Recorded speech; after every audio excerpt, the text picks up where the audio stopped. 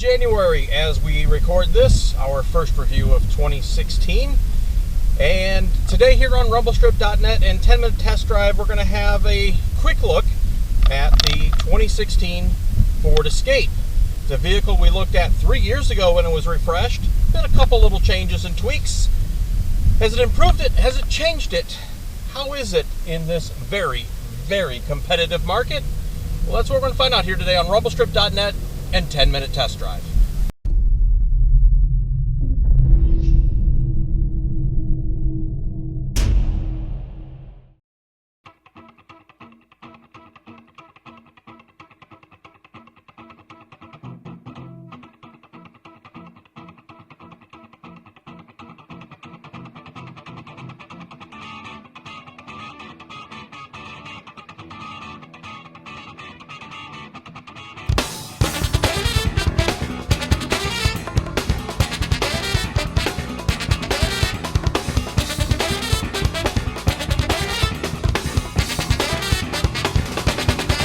Mid-February here in the Detroit area as our first film of 2016.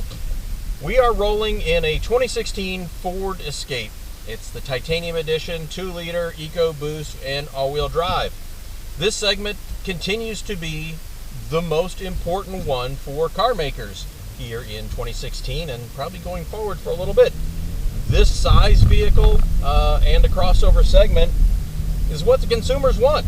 And in an era where gas is $1.55, $1.60 a gallon, hey, you know, that's what they're going for.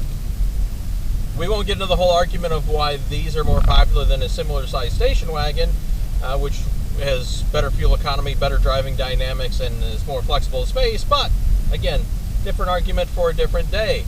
We're here to talk about this Escape, and you know, we're gonna reiterate what we said back 3 years ago when we first drove this redesign of the Escape and Kuga for our European friends. This has had a few refreshes. We'll spend some time talking about the biggest one, which is the Ford Sync 3 system. We'll either roll that in or it'll be its own separate little video. But as far as driving dynamics, build quality, and everything else, you know, how does this Escape compared to everything else in the market? Again, probably the most important segment for car manufacturers right now in the middle of this decade. It's one of the best ones out there. There are a few others that maybe do it a little bit better at a little bit better value. Again, it depends on kind of what you're looking for, but as an all-arounder, this does an excellent job. You know, does it have the value of the Hyundai Tucson? No, it's a little more expensive. Does it have the driving dynamics of, say, a Mazda CX-5? No, the Mazda is definitely more of a driver's vehicle, although driver's vehicle in this segment is a bit of an oxymoron. Does it maybe have quite the build quality or fit and finish of, say, a Honda CR-V? Not quite, but very close.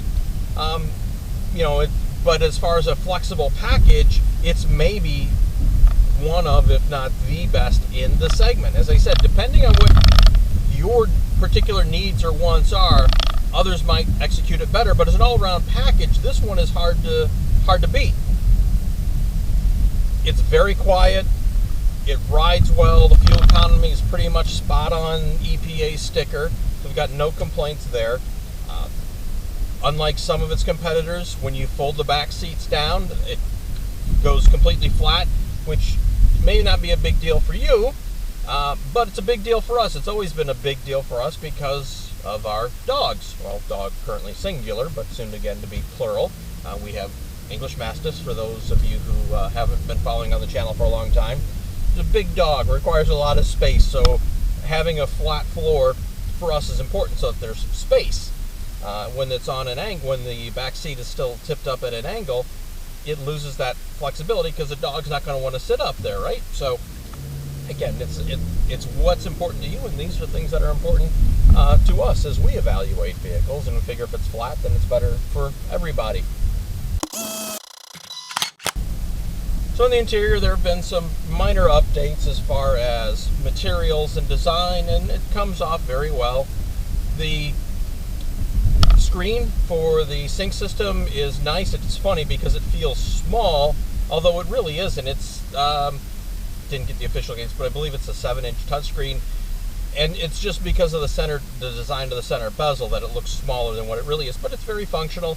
It's touchscreen. The nice thing is that it's not a capacitive touchscreen. You can wear gloves, which is nice because it's actually been fairly cold. It was in the single digits earlier this week, and are able to wear your gloves and still touch the screen and make changes.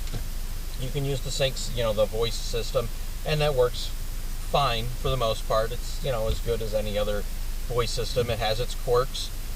If you're blowing the air conditioner or the heater on a high fan speed, that noise kind of interferes and sometimes makes it difficult, but you shut it off and it works fine. Seat heaters, 5 positions, nice. They get nicely warm. It's not quite barbecue warm, but it's a couple notches down from that to the point where it doesn't become unpleasant. I wish it would heat up just a little bit quicker than what it does, but set on 5, which is what we've had it on for most of the week, it does a nice job. It's not only the seat, but it also works for the lower back as well. No cooled seats in this particular model, which is a bit of a miss, as this is the titanium edition, and vehicles like the Tucson and its Kia cousin, do offer the cooled seats at the high trim levels. Overall, Ford Escape, it's a pretty solid vehicle. It's one of the better choices you can make in this segment, and it's why Ford sells so many of them.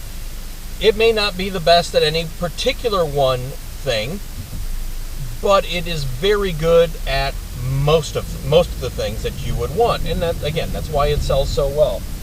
It feels properly sized. The ingress and egress of the front is good. The back seat has pretty good room for the class. There's one or two others that I don't have the numbers in front of me. I don't have a cheat sheet in front of me, but there are one or two other cars that have a little more leg room. But this is fairly competitive in there, and it's easy to get in and out. The seats have a nice sculpted inset so that there's plenty of knee room in the back seats. And again, the cargo room is very good. I mean, although we didn't put our dog in here in this one, we have put our Mastiffs in the previous time we had this back in 2013 with this generation, and an English Mastiff, which is a big dog, fits fine back there. So you'll be able to fit whatever gear you need back there, or whatever stuff you need to go. Overall, solid vehicle. Again, we have a lot of experience with this, with the platform, granted previous generation, but this does everything the old one did and improves upon it. It's a great vehicle if you need something that's going to be very flexible, get reasonable gas mileage, and haul your gear to wherever you want to go, whether you got kids going to hockey practice, whether you're going, climbing, hiking, you got some outdoor activities. Hard to complain with the Ford Escape.